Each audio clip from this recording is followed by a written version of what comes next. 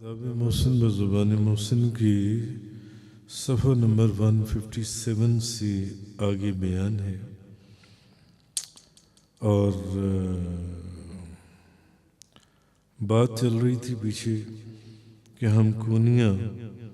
مولانا روم کے مزار پر حاضری اور رقص مولوی دیکھنے کے لیے وہاں پہنچے تھے۔ بہرحال بات کہاں سے کہاں چلی گئی، کیونکہ ہم تو کونیاں گئی ہی اس نیت سے تھے کہ مولانا روم کے مزار پر حاضری دیں گے اور رقص مولوی دیکھیں گے وہاں پر، جو ورلنگ درویش غالباً ترکی کے مختلف شہروں کے اندر کیا جاتا ہے مولانا روم کے نسبت سے۔ اچھا، وہاں پہنچ کر پتہ چلا کہ ہفتے میں صرف ایک دن ورلنگ درویش کونیا میں ہوتا ہے، تو ابھی تو جو رقص مولوی ہے وہ 4-5 روز کے بعد ہے، جبکہ ہماری اگلے دن کونیا سے کپڈوسیا اور وہاں سے انقرہ روانگی تھی۔ لہذا اگلے دن ہم سب رقص مولوی کے نظارے سے محرومی کا افسوس لیے کونیا سے کپڈوسیا کی طرف روانہ ہوئے۔ اب یہ تو افسوس تھا، بہرحال ہم کونیا سے کپڈوسیا چلے گئے۔ اب کپڈوسیا ایک ایسا شہر ہے جو کہ چھوٹے چھوٹے پہاڑوں میں غار نما گھروں پر، جہاں غاروں کی طرح جیسے پرانے زمانے میں غاروں میں گھر ہوتے تھے پہاڑوں کے اندر، ایک قدیم شہر ہے جس کو رات کی روشنیاں انہوں نے وہاں پر کچھ لائٹنگ اس طرح کی ہوئی ہے اور بھی دلکش بنا دیتی ہیں۔ تو جیسے کہ آذربائیجان میں آپ باکو میں دیکھیں تو انہوں نے بلڈنگز کے اوپر بڑی کمال عجیب و غریب سپاٹ لائٹنگ کی ہوئی ہے، لیکن کپڈوسیا جو ترکی میں وہ پہاڑوں کے اندر غاروں کے وہ پرانے گھر ہیں، صدیوں پرانے، اس شہر میں بھی انہوں نے بڑی زبردست روشنیاں جو سی ہیں، تو وہاں کی روشنیاں اس شہر کو بہت ہی دلکش اور خوبصورت بنا دیتی ہیں۔ تو ایسے لگتا ہے جیسے انسان طلسم ہوش ربا کسی جادو نگری میں آ گیا ہو۔ گو کہ اب ان غار نما گھروں میں وہاں کے مقامی لوگ نہیں رہتے، کیونکہ حکومت نے ان کے لیے دوسرے علاقوں میں فلیٹ تعمیر کر کے انہیں وہاں منتقل کر دیا ہے، یعنی وہ لوگ وہاں سے دوسرے علاقے میں چلے گئے ہیں، جبکہ گوریم کے ان غار نما گھروں کو انٹرنیشنل ہوٹلز کے مالکان نے جدید سہولتوں سے مزین کر کے ٹورسٹ کے لیے اس انداز میں تبدیل کر دیا ہے کہ ان کی اصل قدرتی بناوٹ بھی خراب نہ ہونے پائے۔ یعنی ان ہوٹلز کے جو واش رومز ہیں، لابی ہے، ڈریسنگ رومز ہیں، ڈائننگ ہالز ہیں، ریسٹورنٹس ہیں وغیرہ وغیرہ، پہاڑوں کے غاروں میں رہنے والوں کا منظر پیش کرتے ہیں۔ وہ جیسے غاریں ہوتی تھیں، اس غار میں چلے جائیں تو بیڈ روم میں، دوسری غار میں چلے جائیں تو باتھ روم میں، تو اس طریقے سے جو ان سے۔ تو بہرحال ہمارا بھی کپڈوسیا میں، اب کونیا میں ہمیں ورلنگ درویش تو ملا نہیں، تو ہمارا قیام بھی انہی غاروں میں واقع ایک ہوٹل تھا جس کا نام کپڈوسیا کیف سویٹس بوتیک ہوٹل تھا۔ تو صبح کی وہاں ہمارا قیام تھا، تو رات وہاں گزاری، تو صبح ناشتے کی میز پر چونکہ ہمارے ساتھ رفیق صاحب اور ان کی اہلیہ بھی تھی، بندہ ناچیز تھا اور میری اہلیہ تھیں، جیسے کہ پہلے ذکر گزرا. تو رفیق صاحب اور ان کی اہلیہ، تو رفیق صاحب کی زوجہ محترمہ جو ہیں وہ فرمانے لگیں کہ حضور، کیونکہ وہ پرانے غار نما ہوٹلز تھے، کہنے کہ حضور رات بھر مجھے ایسے لگا جیسے ہمارے کمرے میں کوئی جن تھا، تو مجھے کسی جن نے پریشان کیے رکھا. تو رفیق صاحب بھی اپنی بیگم کی ہاں میں ہاں ملاتے ہوئے فرمانے لگے، کہنے لگے ہاں حضور، کبھی کبھی کچھ کھٹکا مجھے بھی محسوس ہوتا تھا، کچھ کھٹکا مجھے بھی لگتا تھا، مگر میں اور میری اہلیہ حیران تھے کہ بھئی ہمیں تو اپنے بیڈ روم میں کوئی ایسی بات محسوس نہ ہوئی، غالباً ان دونوں پر کوئی نفسیاتی اثر تھا. پھر سوچا کہ ویسے بھی ایک جن کے ہوتے ہوئے دوسرا جن کیسے پریشان کر سکتا ہے. کپڈوسیا میں بیلون رائڈنگ، دیو ہیکل غباروں میں فضائی سفر کروانے والی بہت سی کمپنیوں کے دفتر بھی تھے. اچھا، اب ہم چاروں نے بھی $250 فی کس 4 ٹکٹیں خرید لی. ایک ٹکٹ $250 کی. بہرحال مگر محکمہ موسمیات کی کلیئرنس کے بغیر کسی کمپنی کو اپنا بیلون، یعنی وہ جو غبارہ تھا، آسمان میں لے جانے کی اجازت نہ تھی، کیونکہ اگر موسم خراب رف ویدر ہوا تو 20-25 افراد کی جان کو خطرہ ہو سکتا تھا. اچھا، ادھر اب رف ویدر کی وجہ سے جب تک محکمہ موسمیات کی طرف سے کلیئرنس نہ ملتی، کسی بیلون کو اوپر جانے کی اجازت نہیں تھی، موسم بھی خراب تھا. تو ادھر رفیق صاحب جو ہیں وہ بیچارے بھی کچھ پریشان تھے. تو پھر مجھے کہنے لگے حضور اونچائی، کہنے لگے اونچائی پر جانے سے میری طبیعت خراب ہو جاتی ہے اور میری طبیعت پریشان ہو جاتی ہے، اور جب میں پریشان ہوتا ہوں تو مجھے پیچس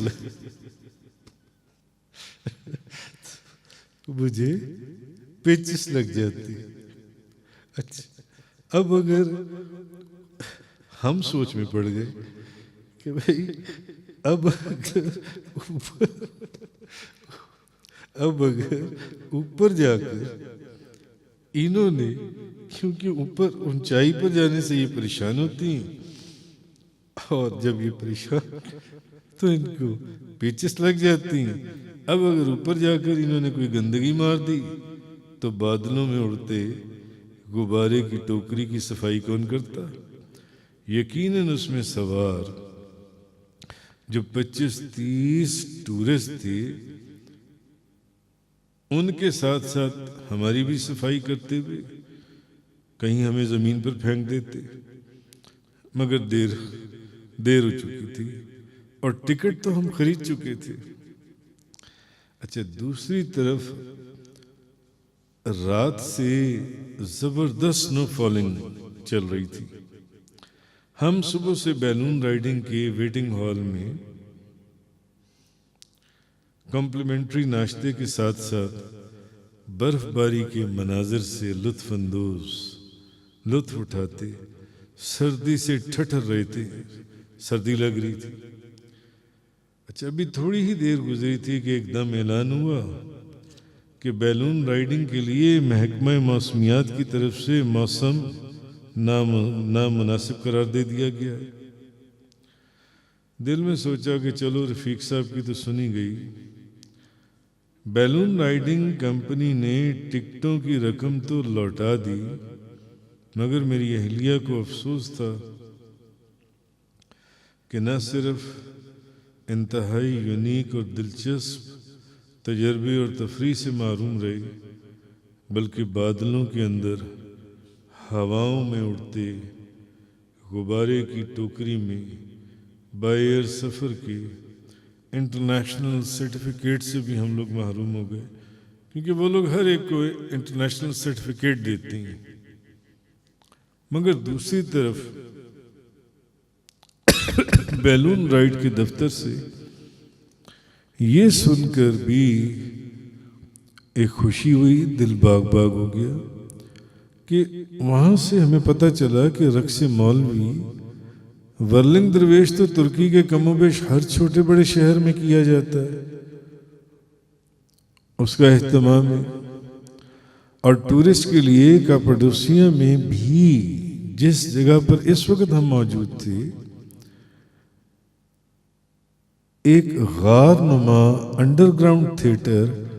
نہ صرف اس رقص کے لیے مخصوص ہے بلکہ آج رات اس تھیٹر کی ٹکٹیں بھی موجود ہیں۔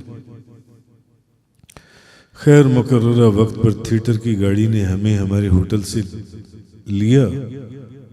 اور اس تھیٹر کے دروازے پر جا اتارا۔ کچھ ہی دیر میں ہم لوگ ایک ہال نما کمرے میں ہوتے غار نما سیڑھیوں سے اترتے ہوئے انڈر گراؤنڈ تھیٹر نما اسٹیڈیم میں موجود تھے، جس کے بالکل سینٹر میں بیچوں بیچ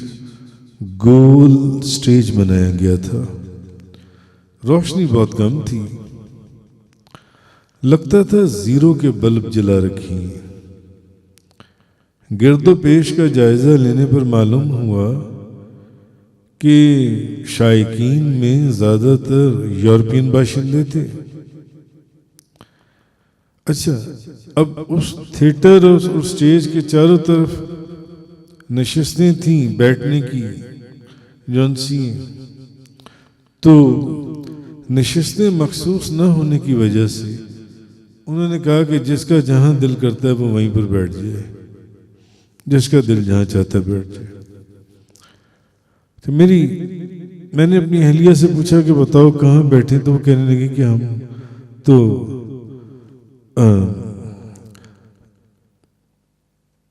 ہم نے کہا بائیں طرف والی سب سے اگلی رو میں بیٹھ جاتی ہیں۔ تو ایک جو خالی باکس تھا اس حصے میں سب سے اگلی سیٹ پر سٹیج کے سامنے ہم لوگ جا کر بیٹھ گئے۔ اچھا، اب انتظار کی گھڑیاں تو ختم ہوئیں، تو اب ہم نے دیکھا کہ سفید کپڑوں میں ملبوس، سروں پر اوندھی بالٹیوں کی طرز پر ٹوپیاں پہنے کم و بیش 6 درویش ایک ایک کر کے سٹیج پر ایک صف میں کھڑے ہو گئے، جبکہ ان کا گرو جو تھا وہ سیاہ گاؤن نما لباس میں پاس کھڑا تھا۔ ان افراد کے پیچھے 4 افراد اور بھی تھے جن کے ہاتھوں میں ڈرامز، وائلن، بانسری اور دف وغیرہ دکھائی دے رہے تھے۔ ادھر نشست گاہوں کی مدھم روشنیاں بھی گل کر کے صرف سٹیج کو سفید مرکری روشنیوں سے بکائے نور بنا دیا گیا، یعنی جو 2-4 بڑی مدھم روشنیاں چل رہی تھیں وہ بھی بند کر دی گئیں، اور جو سفید سٹیج تھا اس کو مرکری روشنیوں سے ایک عجیب نورانی منظر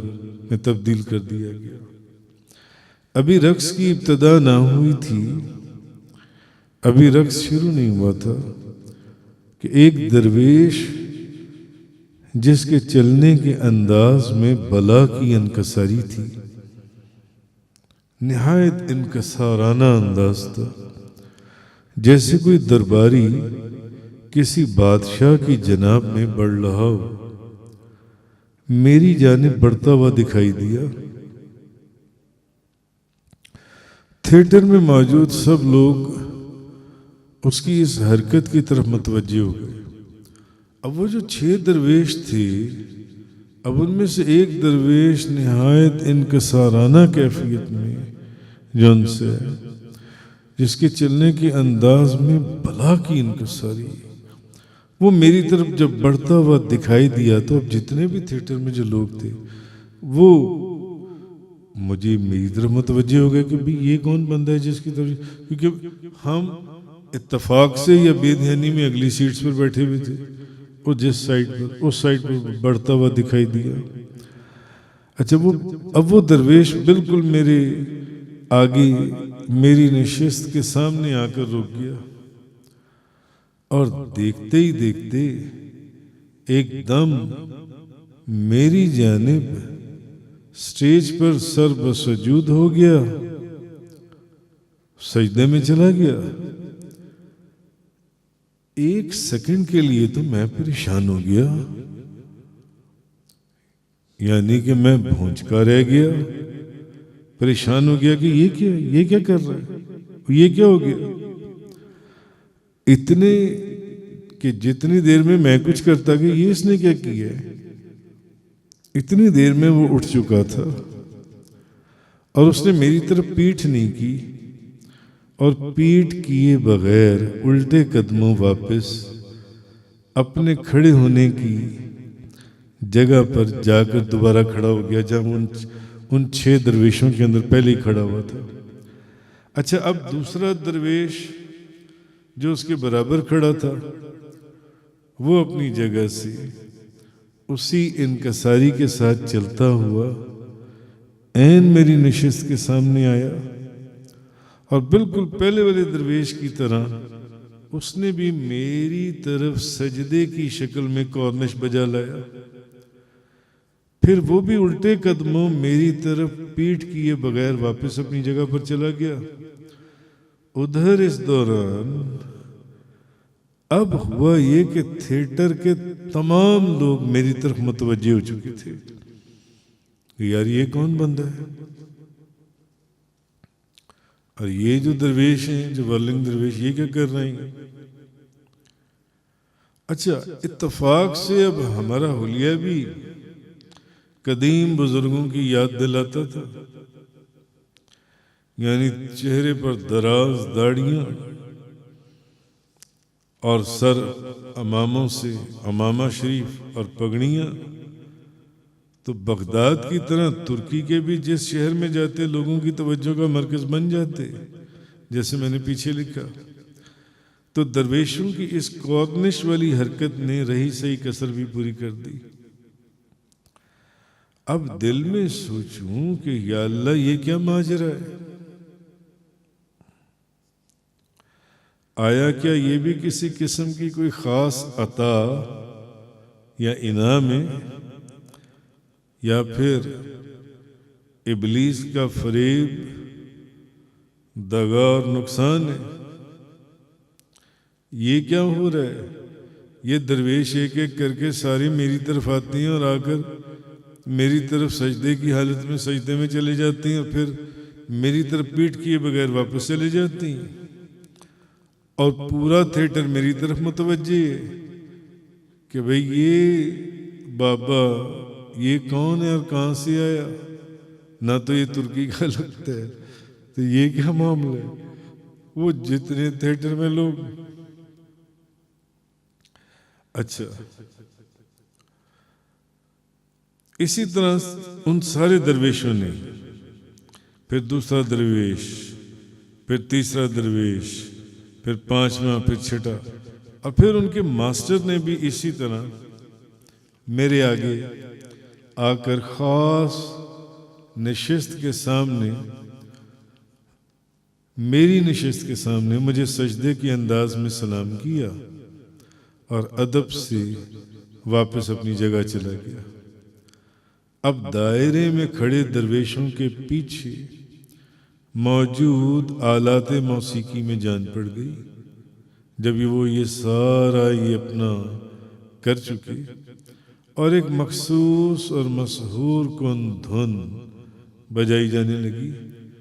ساتھ ہی ماسٹر کے اشارے پر درویشوں نے اپنے سیدھے ہاتھوں کو فضا میں بلند کیا، جبکہ بایاں ہاتھ اٹھے ہوئے دائیں ہاتھ کی بغل میں رکھ لیا، اور یہ ایک ایسی شکل بن گئی جیسے کوئی نماز کی نیت باندھ کر دایاں ہاتھ فضا میں بلند کر لے۔ تو موسیقی کی دھن پر غالباً مثنوی شریف کی اشعار پڑھے جانے لگے. بڑی بڑی دفوں کی مخصوص تال، ڈرم سے نکلنے والے خاص ٹھیکے کے ذریعے دفوں کی معاونت میں دھمک، وائلن کی دلوں کو چھو لینے والی پرسوز آواز اور بانسری کی مدھر تانوں نے مل کر ماحول پر ایک ایسا سحر طاری کر دیا کہ ہر شخص خود فراموشی کی کیفیت میں مبتلا ہو کر ورلنگ درویش نامی اس رقص میں کھو گیا. اچھا، درویشوں کی آنکھیں بند تھیں اور ان کی آنکھیں بند ہونے کے باوجود نہ صرف وہ ایک دائرے میں گردش کر رہے تھے بلکہ اپنی اپنی جگہ پر بھی مسلسل گردش کرتے گھوم رہے تھے. یعنی وہ ساتھ ساتھ دائرے میں بھی گردش کر رہے تھے اور اپنی اپنی جگہ جہاں کھڑے تھے اس جگہ پر بھی وہ گردش کر رہے تھے. نہ ان کی رفتار میں فرق پڑتا، نہ ہی ان کے پاؤں ایک سوت ادھر یا ادھر ہوتے، نہ ہی دائرے کی شکل بگڑتی تھی. تمام مجمع پر سکوت طاری تھا. ادھر رفیق بھٹی اور ان کی بیگم پر بھی وجدانی کیفیت کا غلبہ ہو چکا تھا. ہر شخص کی نظریں رقص کرنے والوں پر تھیں. بہرحال رقص کتنی دیر جاری رہا یہ اس وقت معلوم ہوا جب میوزک تھما اور درویشوں کے پاؤں رکے اور ہال پر چھائی استغراقی کیفیت ختم ہوئی. اختتام رقص کے بعد جب تھیٹر کی تمام روشنیاں جلائی گئیں، جو کہ یہ روشنیاں پہلے نہیں جل رہی تھیں جب ہم تھیٹر میں داخل ہوئے تھے، تب اصل بات سمجھ میں آئی. وہ یہ کہ اتفاق سے بے دھیانی میں جس نشست پر جا کر بیٹھا تھا، کم روشنی ہونے کی وجہ سے میں یہ نہ دیکھ سکا کہ میری نشست کے آگے ایک جائے نماز پر مولانا روم کی دستار کا ماڈل رکھا ہوا تھا. اور واللہ عالم تمام درویش رقص شروع کرنے سے قبل اسی دستار کو تعظیم دینے وہ میری نشست کے سامنے آ کر قبلہ رخ سجدہ ریز ہوتے گئے، جبکہ میں اپنے سامنے جائے نماز پر پڑی مولانا روم کی دستار دیکھ کر اب ان کی تعظیم کی وجہ سمجھ چکا تھا، جو کہ پہلے میں حیران ہو رہا تھا کہ یہ سارے کیا کر رہے ہیں جن سے. مگر جو تھیٹر میں دور دور لوگ بیٹھے ہوئے تھے ان کو یہ منظر نظر نہیں آیا اور وہ ابھی بھی یہ بات نہ سمجھ سکے تھے. لہذا ان کی نگاہوں میں توجہ کا مرکز ابھی بھی میں ہی تھا. ان سب کی توجہ میرے میں تھی. تو مختلف ممالک سے وہاں آئے سیاح ہماری دراز داڑیوں اور پگڑیوں کو ٹک ٹکی باندھے دیکھ کر شاید ہمارے ہی متعلق باتیں کر رہے تھے. وہ شاید ابھی تک اس غلط فہمی میں مبتلا تھے کہ سجدہ اور تعظیم مجھ حضرت کی بجا لائی جا رہی تھی، یا پھر وہ لوگ میرے وجود میں اس قدر زیادہ کانسنٹریٹ اس لیے کر رہے تھے کہ بندہ ناچیز کے وجود میں ان کو مولانا روم دکھائی دے رہے تھے ہماری لمبی داڑھیوں اور بڑی بڑی پگڑیوں کی وجہ سے. شاید اسی لیے جب یہ ورلنگ درویش رقص مولوی ختم ہوا اور ہم باہر نکلے تو وہ تمام ٹورسٹ جو آئے ہوئے تھے وہاں پر کاپاڈوسیا میں اور جو وہاں لوگ موجود تھے اس وقت، انہوں نے خصوصی درخواست کی کہ بھی ہمیں آپ کے ساتھ تصویریں بنوانی ہیں، اور پھر انہوں نے ہمارے ساتھ تصویریں بنوائی. جزاک اللہ.